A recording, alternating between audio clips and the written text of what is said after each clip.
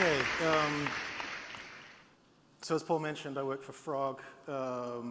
We're a design and strategy consulting firm. I think what we try to do is combine thinking about things in terms of people and individuals and how individuals experience things in their lives, but also individuals within systems and how those two layers interact. And I think that's the lens that you'll see come through as I talk today. It seems like every speaker needs to provide a definition of well-being, and I will try to walk through a little bit of a definition of well-being, kind of functional to what I want to talk about today. So first of all, I think many people have said it today, well-being is this multifaceted concept, right? It is a state of being, right? So it's something that's internal to ourselves, but it's a state of being that's composed of multiple things. It's about feeling a sense of purpose, it's about feeling autonomy and self-direction, it's about our connectedness to other people, our emotional state, our health state, achievement, self-esteem. All of these things together contribute to a combined state of well-being or of non-well-being.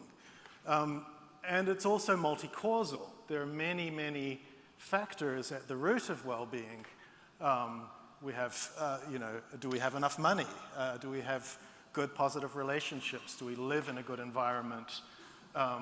Is the governance that controls our environment something that we participate in and feel participative in? Is our physical environment safe and healthy? Do we do things that are meaningful for us in our work and outside of our work? All of these things contribute to all of those multiple factors. So we have a multi-causal, multi-output equation here when we talk about individual well-being. Furthermore, individual well-being is rooted in collective well-being. As individuals, our well-being is dependent on layers of collective well-being resources that start with the environment, our need for space and air and water and food and interaction with nature, the institutional environment that regulates our lives as human beings. If there is no peace or justice or safety or social inclusion, or if those things do not apply to me, I cannot live in a state of well-being. And then ultimately the societal level, right? The supportive relationships around me. Those are the collective resources that are the roots for individual well-being. And as we live our lives as individuals, we draw on those roots. Those are resources that we tap into if they are available to us. And ultimately, we give our lives meaning by giving back to them. And this, I think, is the cycle that we need to think about if we talk about initiatives to encourage or create well-being. We need to think about enabling lives for people in which they have access to and can draw on those collective well-being resources, and they have meaning and purpose in their ability to contribute to them. So if we think about that and start to say, okay, so how can I categorize well-being initiatives or actions that I can take towards the future? We can frame those on a spectrum from the collective to the individual scale, and also things which are active and growth-oriented. So how do I create and enable greater well-being? But also we need to think about things that are reactive and protective, right? So how do I mitigate the effects of things that are damaging to well-being? And I think, a lot of the discourse, certainly the commercial discourse around well-being, focuses on this quadrant over here of enhancing individual well-being, right? So how can we work at an individual scale to achieve higher performance, to be more successful, to have greater individual well-being? But I think a broad perspective on well-being needs to kind of cover that spectrum. I'm not saying enhancing individual well-being is not important. It's vitally important. But we also need to be thinking about how do we build collective well-being resources for the future, but also how do we support people whose well-being is damaged and threatened, right? How do we mitigate factors which degrade or threaten our collective well-being resources? And I'll use that framework throughout this talk with some specific examples, but I need to talk about well-being in 2030, so let's talk a little bit about 2030 first. When Matteo asked me to think about 2030, I was like, oh, cool, 2030. I can think about the future. And I was like, well, 2030 is tomorrow, basically. I'll hardly notice those 10 years passing by. And so I'd like us all to think about 2030 as the first step towards the end of this century, right? And I think it changes your perspective if instead of thinking about 2030 as being like today, but a little bit more so, and so looking around us at what's happening today as clues for 2030, if we step back and think, well, what's the world we're going to live in 2100? And if the world is moving towards that, what might we start to see already in 2030 as indications of that future state? And if we think about that time scale, only two things matter. It's not strictly speaking true. Two things are going to drive change over that time scale: climate and demographics. And so I'm going to talk about well-being intersected with those two massive drivers of change. So first of all, climate. It's getting hotter. We all see it and live it in our daily lives, and we see it and it scares us on our screens in places near and far from us.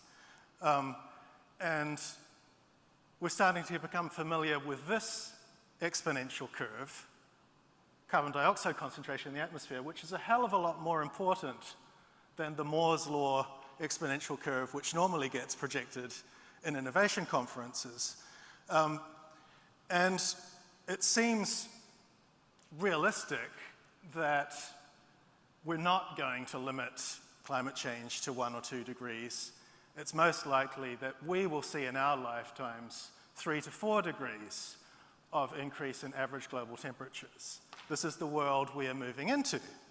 And of course, that means a bunch of things which impact well-being: rising sea levels, more violent weather, desertification, loss of arable land, climate migrations, energy crises.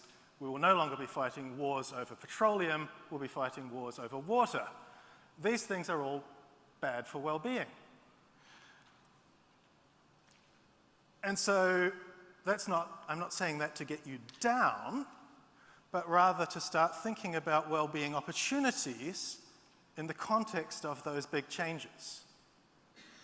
And the near-term well-being opportunities that we can start thinking about to react to and to lean into those changes. So first of all, we think about, we talked a lot about millennials and the need for purpose and meaning. People are seeking purpose and meaning in climate action. They see this wave coming, this tsunami of change coming, and it makes them unhappy and not well because they feel helpless. And so one of the most important well-being consequences of the climate emergency is how can we channel that into opportunities for people to find purpose and meaning through action. At a macro scale, of course, people are going to lose their jobs because traditional industries are going to be heavily impacted by this mega change. But there are new industries, and green tech is obviously one of them, that are going to be economic growth engines. And so if we're thinking about well-being on a meta scale and jobs as a critical part of well-being, we need to be thinking about green tech.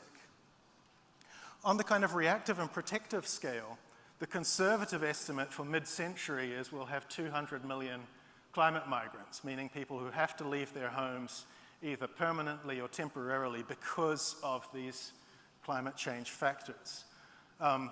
That's an incredible resource, because we know that migrants are an incredible resource that drives change globally. It's also going to be an incredible stress test on the resilience of infrastructure and institutions, and that resilience is going to be tested in multiple other ways, physical ways, as well, by those climate change effects.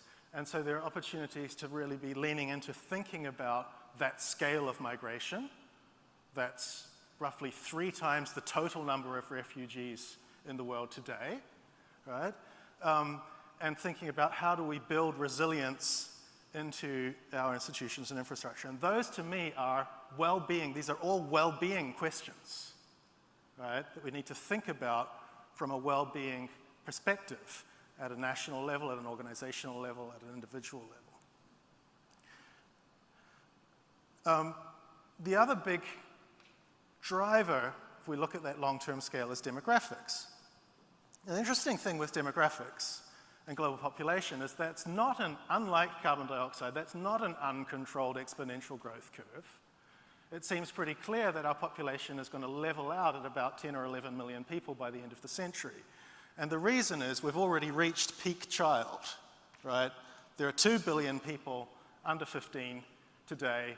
There will still be 2 billion people under 15 at the end of the century. So most of that population growth is people living longer, having roughly 2 children per family, but living a lot longer. And that's a really interesting change, and it combines with a massive change in urbanization. So the rural population of the world is decreasing. Think about that. So as our world's population grows now from 8 billion to 11 billion through this century, the rural population is going to shrink. So we have urban populations that are growing at almost double the general population rate. And the third thing that's really interesting about this demographic change is this massive geopolitical change in the relative weight of continents. So if we live in a world today that is dominated by Asia, we'll live in a world by the end of this century that is dominated by Asia and Africa. This century, if last century has been about the rise of Asia, this century is about the rise of Africa. And so if you start to put all these things together and think about it from a well-being perspective, what it comes together into me is this idea of, well, where are people going to live? Where are all these people going to live? And many, many, many of them are going to be living in what's called megacities, cities with a population of greater than 10 million people. But there's going to be 2 very distinct categories of megacities. There's going to be the megacities that are already megacities today, that are already aging, and that are potentially going to be shrinking in population through the next century. And the megacities that are on the verge of becoming it today, that are extremely young, that are growing extremely rapidly. And so if we look mid-century at 2 extremes there, we have Tokyo and Lagos, which are going to have the same total population, about 32 million people, about the same working age population of 18 to 19 million people, but with the big difference that in Tokyo there will be 10 million retired people, 65 plus, and in Lagos there will be 13 million children younger than 15. So you have these 2 very, very different categories of megacities. In Tokyo today is 35 million people. It won't be any bigger, it will be slightly smaller. Lagos today is just below 10 million people. Think about that. There will be more school children in Lagos in the middle of this century than there are total people in Lagos today, right? So those 2 categories of megacities are the 2 most important contexts in which people will be living in the middle of this century. So that raises some really interesting wellness questions. The first is this idea of care responsibilities, right? All of those working age people in both Tokyo and Lagos will have care responsibilities, but their care responsibilities will be leaning into different generations. In Tokyo, it's going to be about your care responsibilities towards your parents and grandparents, and in Lagos, it's going to be about your care responsibilities towards your children and grandchildren. But what we need to understand about care responsibilities is that fulfilling care responsibilities is a kind of wellness cubed, right? Or at least wellness squared, right? Because we become well, are well as human beings when we fulfill our care responsibilities. That's what we're here to do. What we're here to do is to care for each other, right? But also, obviously, when we fulfill our care responsibilities, we also bring well-being to those that we care for. And yet we live in this kind of industrial model that has said, okay, leave your care responsibilities at the door when you walk into your workplace and when you become a professional adult, and that's very bad for us. It's very bad for our society. So we need to think about how are we going to create societies that encourage fulfillment of care responsibilities. Obviously, the topic of livable megacities is a huge well-being topic. We will have 10 cities with populations greater than 50 million by the end of this century. We've never had a city of that scale. All 10 of those are cities with less than 10 million population today. So there's a massive new kind of urban environment, and we need to understand, will that urban environment be awful, or can we make it great? And the huge well-being opportunity is to make that a great urban environment. And then if we think about protective moves against some of these changes, people have talked a lot about loneliness. We have what's called a loneliness epidemic. In those aging cities, the most common family unit will be the one-person family, a single person living in a household. And the most common one-person household is a single elderly person who no longer works. So you have no immediate family with you, and you no longer have the social interactions that come from everyday work. It's a crisis for your sense of connectedness, which we saw as a key factor in well-being. And then there's an inadequacy of the nuclear family as the core construct for care in that situation. There's an inadequacy of the care institutions that we have in our modern states to deal with that. So we need to be reinventing our models of care, no longer relying so much on the nuclear family, and seeing what other social constructs can we encourage the development of to enable that reciprocal care in this kind of society. So I want to share some examples of things that we can see today in 2020 that maybe lean in a little bit to some of these big changes. And they're all small things. None of these things are big enough that you would look at them and say, hey, this is where the world is going because of how rapidly this is accelerating. But they are things where I can say, hey, I think this is important and could be where the world is going because of these big changes that are happening, and they start to address that. So some of you may know Germany had an influx of about 1 million refugees from Syria a couple of years ago. And one of the things that the German industrial infrastructure did to adapt to that was to create a special model of refugee apprenticeships so that young refugees could enter the apprenticeship model in Germany, which is a really important entry point to the kind of industrial economic infrastructure of Germany and has been over the last 100 years. And I think that's an indication of something that we will need to have more and more of in the future, which is to think about entry points for people into society at all stages of life, right? Our societies are modeled on, we build a pipeline of our future citizens through our own national infrastructure, through our own school systems, through the way people grow up in our country, and those will be the adults of our future. More and more, the adults of our future may be entering our societies at different stages of life, and we need to have entry pathways for them. And it's very, very difficult today as an adult to enter a new society. So what are the entry pathways that we can create throughout life for people is a key wellness challenge and opportunity. Another very simple one is babies at work, right? Used to be like this when most workplaces were also homes. And then with the Industrial Revolution, people no longer worked in their homes, and we invented childcare, and we separated families from work. And I think that's been bad for us, and is maybe no longer necessary now that most of us don't work in factories. So we need to be looking at what are the models to bring children back into the workplace and to make childcare a more natural part of working life. A third category is kind of intergenerational living and intergenerational collective living. We've created the model of the home based around the nuclear family, right? So the home is a box within which mum and dad and 2 kids and a dog live, right? And it contains both private space and communal space for that unit of people.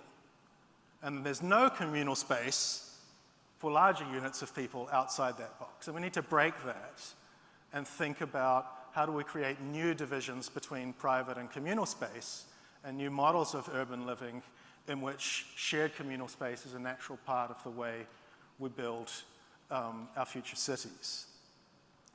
And then finally, this idea of the 15-minute city, which is actually an electoral slogan of the mayor of Paris, but it's this idea of living in a city where everything that I need for my well-being is within a 15-minute radius of me. Not a 15-minute radius in my car, a 15-minute radius on foot or by bicycle. And that very simple idea has so many layers to it, because it's about making a city which is livable on foot and by bicycle, which means it has trees and cycle pathways and pedestrian crossings, you know.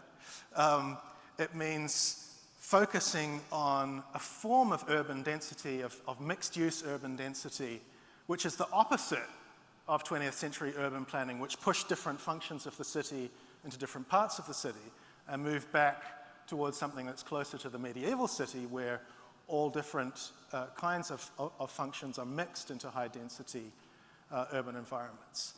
And I think, you know, projects that focus on these things are the well-being projects that, if we focus attention on them today, can be building towards well-being in 2030 and beyond. So I just want to say a few words about how you can apply this framework within the context of your own organization. And it's basically a recap of the process I walked you through here, which is, first of all, you know, think in terms of macro trends. What are the macro trends that are relevant to your organization? What are the equivalent of, you know, climate and demographics for the world as a whole, right? If you zoom into your organization, your industry, or your scope of action. And then using this framework of active to reactive, individual to collective, think about the well-being opportunities that are driven by those macro trends. And then dig into those opportunity areas to really design and test and measure the impact of specific initiatives that address them. And I think ultimately the goal of that is to help you and your organization to thrive, but also to give back and support, you know, the thriving of us all, which is what we're here to do as human beings. Thank you.